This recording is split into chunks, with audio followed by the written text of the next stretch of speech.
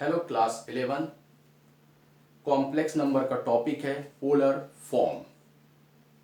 ठीक है, सम्मिश्र संख्याओं का को हम कहते हैं ध्रुव्य रूप। आज हम ध्रुव्य रूप के बारे में पढ़ेंगे, पोलर फॉर्म के बारे में पढ़ेंगे। देखिए, इसमें क्वेश्चन टू टाइप्स होता है। फर्स्ट क्वेश्चन आता है find the modulus and argument. Find the modulus and argument, निम्नलिखित का मापांक और गुणांक ज्ञात करें। मापांक और गुणांक ज्ञात करें। और सेकेंड जो टाइप के क्वेश्चन होते हैं वो होते हैं express -1 plus i into polar form. Express -1 plus i into polar form. ठीक है, निम्नलिखित को -1 प्लस आई को ध्रुव्य रूप में परिवर्तित करें। ध्रुव्य रूप में परिवर्तित करें। ठीक है, तो हम इस टॉपिक को समझने से पहले थोड़ी सी पॉइंट को समझ लेते हैं। Form of complex number x plus i y, x plus i y. तो बात हम कर रहे हैं मॉडुलस के बारे में। तो modulus is equal to root over x square plus y square. Modulus means मापांक। Argument is equal to 10 inverse y by x. Argument denoted by theta, modulus denoted by r। मापांक को हम r से और गुणांक को हम थीटा से दर्शाते हैं। देखिए, हम तो ट्रिग्नोमेट्रीज के बारे में बात करते हैं। यहां पर ये इनवर्स ट्रिग्नोमेट्री फंक्शन है जिसका डिस्कशन हम क्लास 12th में करेंगे। अभी हम थोड़ा सा सिंपल तरीके से समझने की कोशिश करेंगे।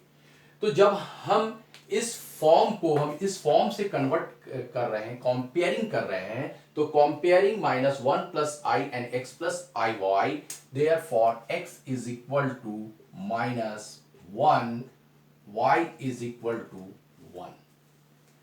x इज इक्वल टू -1 और y इज इक्वल टू 1। जब हम इस समीकरण को इस समीकरण से तुलना करते हैं तो x का मान -1 होता है और y का मान 1 होता है।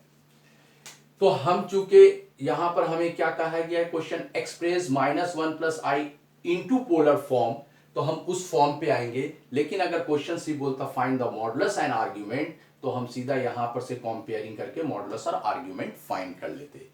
तो फिलहाल ये इस क्वेश्चन पे है, तो इस क्वेश्चन पे हमें यहां पर सबसे पहले सपोज करना होगा। Suppose -1 plus i is equal to r into cos theta plus i sin theta. Equation 1।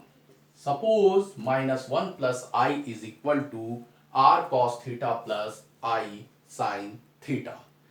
तो ये जो है आपका जब पोलर फॉर्म में रहेगा तो इस तरीके से हम इसको कन्वर्ट करते हैं ध्रुव्य रूप में। बाकी चीजें हमें जैसे एज इट, अभी हम चाहे मॉडुलस फाइंड करना हो या आर्ग्यूमेंट फाइंड करना हो, सेम टू सेम रहेगा।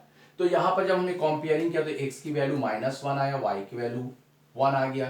तो modulus r is equal to root x square plus y square. तो root value of x -1 square, value of y 1 square. तो r is equal to -1 square 1, 1 square 1। तो r is equal to √2। इस तरीके से हमने modulus find किया। अब हम थीटा फाइंड करेंगे। ठीक है, आर्ग्यूमेंट, तो theta is equal to 10 inverse y by x. 10 inverse y, y की वैल्यू क्या है 1, x की वैल्यू -1।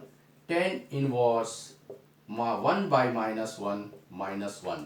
अब यहां पर हमें ये नहीं देखना 10 के किस वैल्यू में -1 आता है। तो 10 के किस वैल्यू में -1 आता है, पाई माइनस थीटा में, मीन्स पाई माइनस और थीटा मीन्स 1 किस में आता है 45 डिग्री। अब इतना समझेंगे, ट्रिग्नोमेट्री से बाकी चीजें बात डिस्कशन करेंगे। अब सिर्फ इतना याद रखेंगे, यहां माइनस है तो pi minus theta. Theta means यहां पर किस एंगल में 10 के 1 आता है। 10 के 1 किस में आता है 45 डिग्री, पाई बाई 4। तो पाई माइनस पाई बाई 4।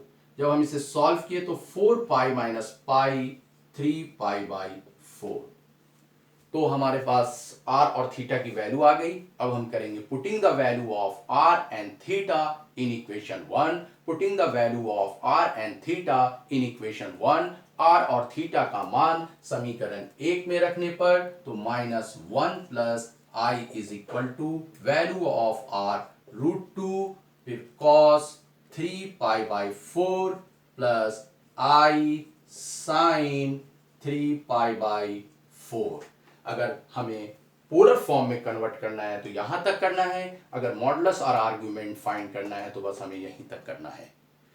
तो इस जो इनवर्स या ट्रिग्नोमेट्रिक्स के बारे में जब हम ट्रिग्नोमेट्रिक्स चैप्टर पढ़ेंगे तो इससे रिलेटेड हम वहां पर आपको एंगल्स के बारे में डिफाइन करेंगे। अभी बस इतना समझना है कि अगर वैल्यू नेगेटिव है तो पाई माइनस थीटा लेंगे, और अगर पॉजिटिव है तो जो एंगल में जैसे 1 में π/4 में आता है 45 डिग्री में, तो डायरेक्ट हम लिखेंगे π/4 45 डिग्री।